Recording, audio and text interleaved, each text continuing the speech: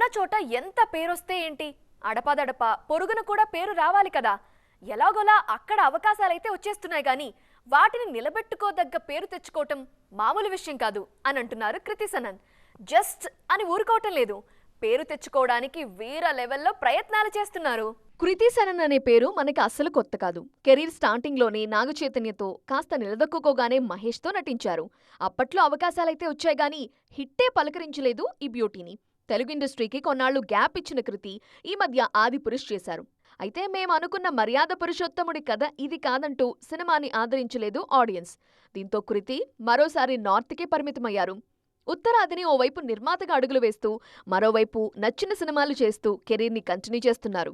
కృతి cinema accept చేశారంటే just అదేదో glamour purpose మాత్రమే కాదు అనే క్లారిటీ వచ్చేసింది ఆడియన్స్కి. అందుకే ఆమె సినిమాల కోసం వెయిట్ చేసే special section of audience create అయ్యారు. లేటెస్ట్గా మరోసారి సౌత్ హీరోతో జోడీ కడుతున్నారు కృతి.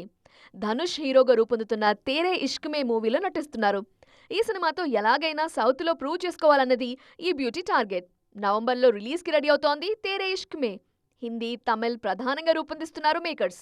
తెలుగులో రాని సక్సెస్ తమిళంలో అయినా వస్తుందా అని ఆసక్తిగా ఎదురుచూస్తున్నారు కృతి.